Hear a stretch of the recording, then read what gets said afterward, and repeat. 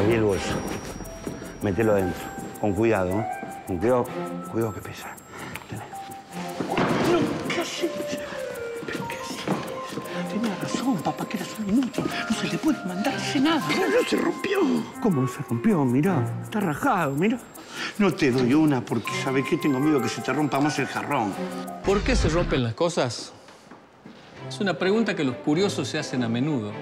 El gran Galileo Galilei dedicó parte de su vida a estudiar las fuerzas que hacen que los objetos se mantengan juntos y en qué circunstancias se rompen. ¿Y usted quién es? Alberto Rojo, físico. ¿Y podrá arreglar este jarrón? Tal vez, pero antes tenemos que comprender por qué se agrietó.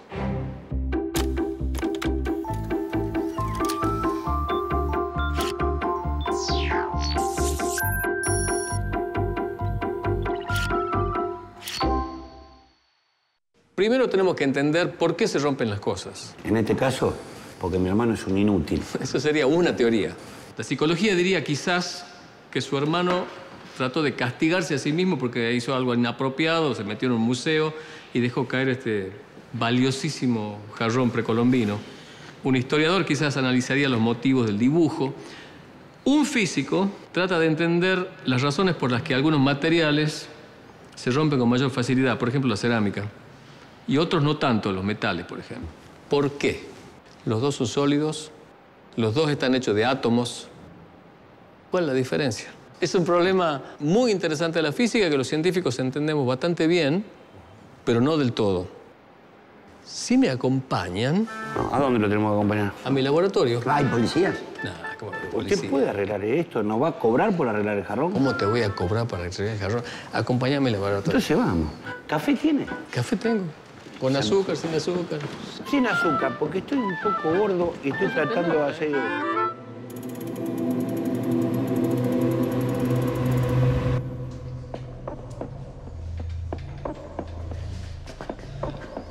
Acá tenemos todo lo necesario para arreglar el jarrón, ¿no? Los pegamentos, todo. Ya vamos a llegar a esa parte. Antes, tenemos que entender otras cuestiones importantes. La de los sanguchitos. Por acá. Dame el jarrón, a ver si se te cae de nuevo. ¿Y los sanguchitos? Si se portan bien. No, porta bien. Vamos a escuchar. Bueno. Antes de comenzar, quiero invitar a un especialista en estos temas, que es amigo y colega con el que trabajé bastante. Está en el Instituto Balseiro y que sabe un montón de estas cuestiones de fracturas de materiales y demás. Eduardo Jagla. Hola, ¿qué tal? Mucho gusto. ¿Cómo anda, caballero? Muy bien. Lo que yo les estaba contando a ellos es que los materiales están hechos de átomos. Y esos átomos están pegados unos a otros y forman un sólido. Y que cuando uno rompe un material, por ejemplo, un pedazo de tiza, ¿no?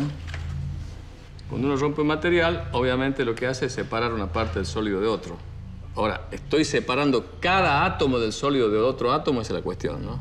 Bueno, evidentemente sí, ¿no? Lo que pasa es que si uno se fija la fuerza que necesita para separar cada átomo del átomo correspondiente que estaba del otro lado antes de romperse, es una fuerza que en realidad es bastante grande. Y si yo tuviera que separar todos los átomos a la vez de uno de los lugares del lugar correspondiente del otro, tendría que ser una fuerza que es realmente muy grande y de hecho no lo podría romper. Y hay otros materiales que no son como la tiza, que no son fáciles de romper. Por ejemplo, si yo agarro un cacho de metal, no se rompe, no se fractura. ¿Cuál es la diferencia? Bueno, la diferencia fundamental es que en este material los electrones, que son las cargas negativas que rodean a los núcleos de los átomos, no están necesariamente muy cercanos de cada núcleo de los átomos, sino que andan por todo el material.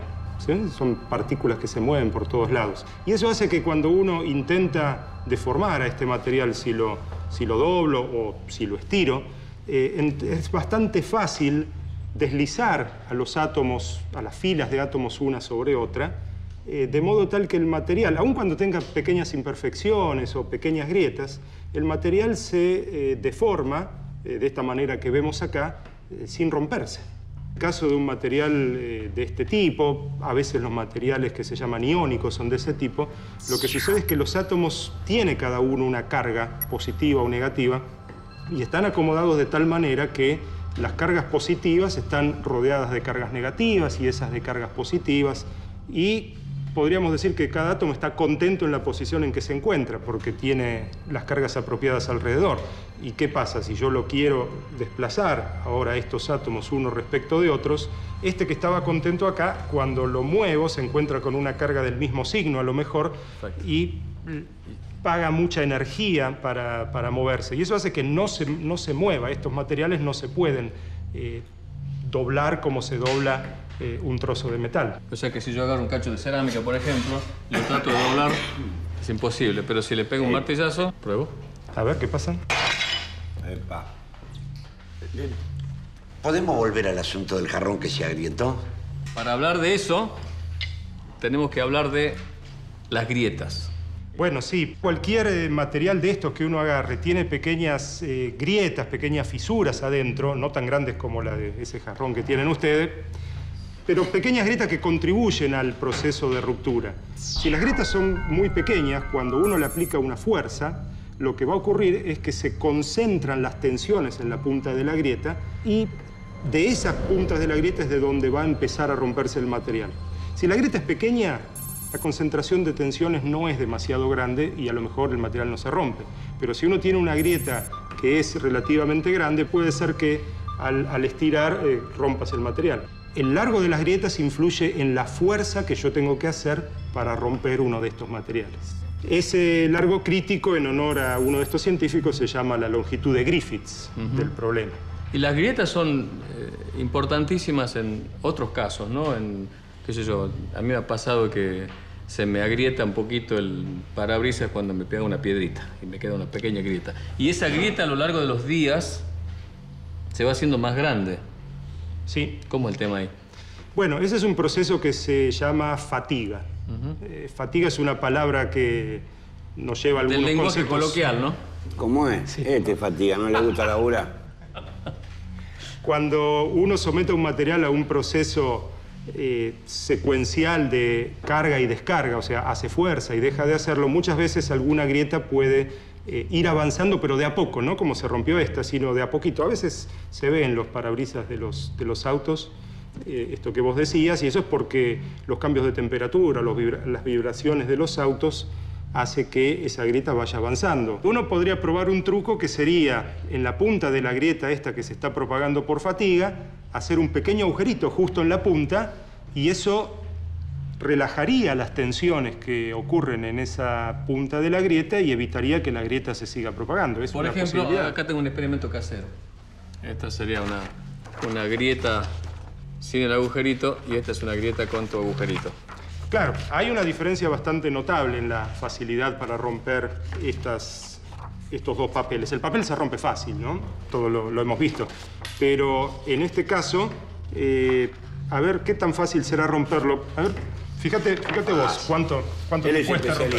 ¿Sí? En romper. Esa era fácil, ¿no? Esa era Ahora, fácil. fíjate si esto es un poquito más difícil o no. Este tiene un agujerito en la punta.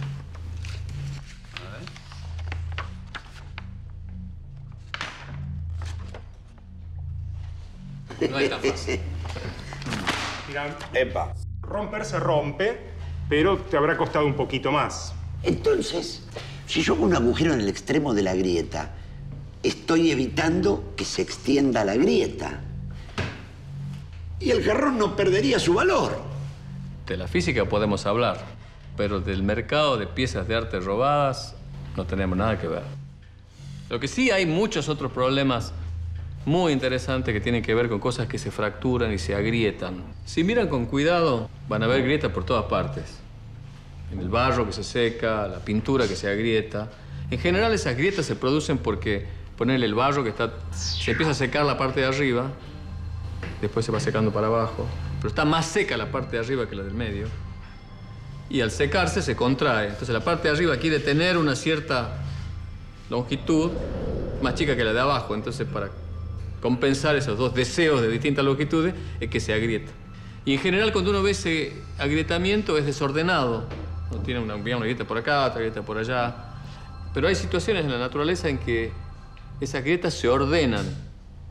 Las grietas en la lava son parecidas a las del barro, en definitiva. La lava, cuando salió de algún volcán, era fluida, llegó a algún lugar, se puso como si fuese en una pileta y se empezó a secar. Se seca primero la parte de arriba y luego se va secando las partes cada vez más abajo. Al secarse la parte de arriba se empiezan a formar grietas como en el barro. Pero a medida que se va secando hacia abajo, esas grietas van moviéndose hacia abajo, van yendo hacia abajo.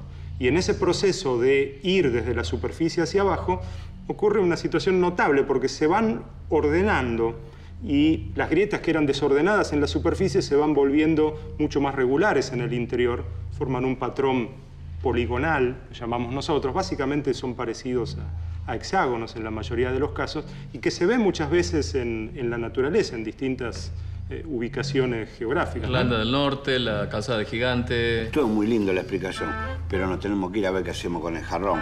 Bueno, me debe el café y los sanguchitos, ¿eh? Para la próxima. Nos vemos. Vamos, dale, tenés cuidado, que no se te vaya a caer.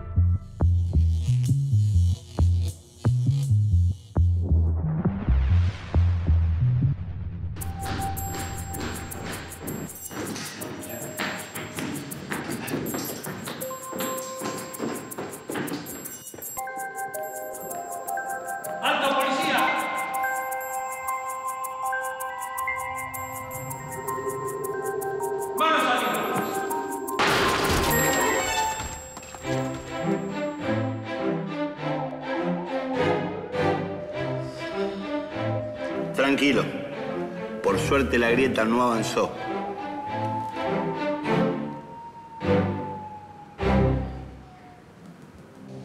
Quiero hablar con un abogado. Su abogado está en camino. No voy a hablar hasta que venga un abogado. Su socio, en este mismo instante, le debe estar echando toda la culpa a usted. No me corra con esa lógica. Tenaza sería incapaz de traicionarme. Hola. Sí. Ajá. Comprendido. Gracias. Bueno, encontraron huellas de otra persona. ¿Quién era el tercer cómplice? Serán las huellas del físico. ¿Qué? ¿Contrataron un físico? Ya le dije que no. A ver, entregue el nombre del tercer cómplice de la huella y nos vamos a llevar mejor. Un profesional no dejaría huellas. Estoy de acuerdo. ¿Y usted quién es? Alberto Rojo, el físico. Discúlpeme, yo no sé mucho de infracciones penales, pero entiendo que no estoy cometiendo ningún delito, ¿eh? Va a quedar demorado. ¿Y no me va a preguntar por dónde entré? Es cierto. ¿Por dónde entró? Por ahí. Ahí está mi laboratorio. Hay espacios fascinantes. ¿Le interesa conocerlos? Es un mundo muy interesante. ¿Qué clase de mundo? Por ejemplo, no hay música nerviosa todo el tiempo. Sí, ya no la soporto esta música.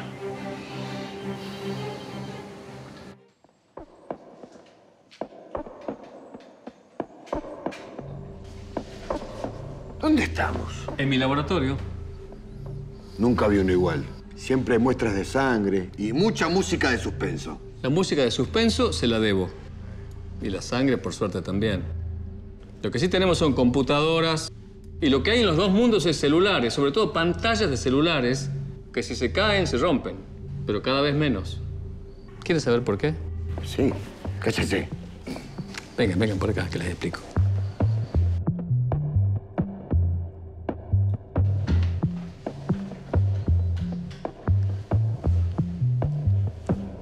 Por la lágrima del príncipe Rupert, que es un experimento que se hacía hace varios siglos como una especie de divertimento. Tomaban una barra de vidrio, la fundían, y ese líquido de vidrio fundido cae en el agua. Cuando cae esa gota de vidrio líquido, se enfría bruscamente. Al enfriarse, se solidifica y queda una especie de gota en forma de renacuajo, con una colita muy finita. Ahora, cuando está dentro todavía del agua, la parte interior de esa gota está líquida. Y cuando se solidifica la parte interior, se contrae y al contraerse, comprime a la parte de afuera. Y eso es el vidrio templado. La parte de afuera queda muy dura. De hecho, si uno trata de romperla con un martillo, no se rompe. Pero si uno rompe la colita del renacuajo, de pronto estalla, porque se relaja esa compresión que tenía la parte externa. Se libera de esa compresión de la parte externa. Ese proceso de templado, de hacer tensiones en la parte externa respecto a la parte interna, es el mismo que se usa hoy para, por ejemplo, las pantallas de celulares. Excepto que no es exactamente el proceso de la lágrima del príncipe Rupert, sino que en vez de comprimirlo, lo que hacen es, el vidrio común tiene, bueno, silicio y óxido de silicio, y tiene impurezas, átomos de sodio. Entonces lo que hacen es ponerlo en un baño de líquido en el que otros átomos de otro tamaño, que es potasio, reemplazan a los de sodio, los empujan mayor espacio y comprimen a la superficie externa y queda duro. Esta vez comprimido no porque se enfrió distinto que la parte interna, sino porque le pusieron átomos distintos en la superficie. El vidrio es un sólido que, como ya dijimos, puede haber estado líquido antes. Hay muchos sólidos que pueden llevarse, si uno se los calienta, al estado líquido. De hecho, la Tierra no fue siempre sólida. Empezó como un gran líquido incandescente que fue solidificándose en la parte externa, la corteza terrestre, hacia la parte interna. Y adentro sigue caliente y en un estado casi líquido, digamos. Entonces la corteza se mueve y al moverse va creando los terremotos. Y para hablar de terremotos, quiero llamar a un colega que es experto en este tema, Eduardo Jagla. ¿Quién es ese tal Eduardo Jagla? Otro físico. ¿Cómo ¿Cómo va, estás? Eduardo? Encantado. Eduardo. ¿Cómo le va? ¿Cómo estás? ¿Qué dice? Les decía que vos sabés mucho de terremotos. Bueno, algo. Pero sí, si están hablando de grietas y de fracturas, no podés dejar de mencionar las grietas en la superficie de la Tierra. Las fallas geológicas, ¿no? Vos bien decías que la Tierra mayormente es líquida, a pesar de lo que vemos a diario. Lo que sucede es que en el interior de la Tierra tenemos roca muy caliente que está fundida y eso es un líquido viscoso, medio particular. Y ese líquido no está quieto, sino que se está moviendo. Más o menos como cuando pones una olla de agua a hervir, viste que cuando hierve se mueve, ¿no? Convección. Eso es convección. Eso es lo mismo que pasa con la roca fundida en el interior de la Tierra, que al moverse va arrastrando a las partes sólidas de la corteza que tenemos arriba. Entonces la corteza siente ese efecto y no está quieta y enterita en todas partes. La corteza terrestre está separada en trozos, grandes trozos, se llaman placas tectónicas, que se van moviendo unos respecto de otros. Y esto en definitiva es lo que genera los terremotos. Es como placas que están superpuestas, ¿no? Algunas están superpuestas y se continúan superponiendo, otras se desplazan lateralmente. Algo así como esto, ¿no? No podés Entonces, mostrar, claro, una cosa por el estilo. Podríamos pensar que es el fondo del Océano Pacífico, cerca de Chile, digamos así, que está metiéndose por debajo del continente sudamericano. Esto en principio se está moviendo uno respecto de otro, se están acercando. Este se mueve así y esto se mueve para acá. Esto está bien conocido y bien determinado por mediciones de GPS. Pero esto se mueve y esta parte puede en algún momento estar trabada. Hace fuerza, intenta moverse y cuando se destraba, lo que sucede es que esto se desplaza de golpe. Eso es un terremoto, un movimiento de la corteza brutal que causa todo lo que conocemos. Incluso en este caso, decía, este es el Océano Pacífico, esta es Sudamérica, en este proceso continuo de movimiento, esto se termina arrugando, esto es lo que genera acá en Sudamérica la cordillera de los Andes cerca del Océano Pacífico, ¿no? ¿es posible predecir el momento en que va a ocurrir este Bueno, esa es desplazamiento que decís vos? una gran pregunta que nos interesaría responder a todos, ¿no? En algún sentido, algo uno puede predecir. Es decir, si uno ve que esto se está moviendo a las velocidades típicas a las que esto se mueve, que son unos pocos milímetros por año, ¿no? La velocidad a la que crecen las uñas. Más o menos uno hace esa comparación para tenerlo presente. A la larga uno sabe que esto va a ocurrir, lo que, como digo, no sabe es en qué momento. Exacto. Vos también trabajaste en lo que pasa después de un terremoto. O sea, Bueno, la réplica, la mini terremotitos que aparecen después de un terremoto, ¿no? Sí, eso sí es de una forma predecible, ¿no? Curiosamente es una de las partes más predecibles del fenómeno. Digamos, lo que sí se sabe es que si ocurrió un terremoto grande hoy, Entonces mañana, pasado, en las próximas semanas, en los próximos meses van a ocurrir un montón de terremotos más pequeños. Todos se miden con la escala de Richter. Justamente la escala de Richter discrimina entre terremotos pequeños y terremotos grandes. Por suerte siempre tenemos muchos terremotos pequeños y pocos terremotos grandes. Eso es lo que la escala de Richter nos dice. Sí, claro. Yo lo uso mucho para los interrogatorios psicológicos. No. Ese es el test de Rorschach. ¿Usted sabe de psicología también ahora? No, pero sé mucho de interrogatorios policiales. Volviendo al caso de los terremotos, lo que seguro se sabe es que después de un terremoto grande ocurren muchos terremotos más pequeños que son lo que se llaman réplicas. Creo que entendí casi todo. Ahora solo me falta entender cómo se llevó adelante el robo del jarrón. Digo yo, ¿no? ¿No podríamos pegar y rearmar el jarrón y hacer como si nada hubiera pasado? Poder se puede.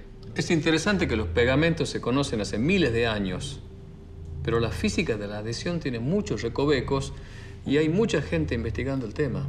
A ver. La gravedad de este asunto no es la rotura, sino el intento de robo y otras cuantas cosas más. Esos temas, resuélvanlos en el otro mundo. Me parece correcto. Pero, ¿y ustedes no pueden hacer nada? Desde el punto de vista de la física, no podemos hacer nada. Acompáñenme.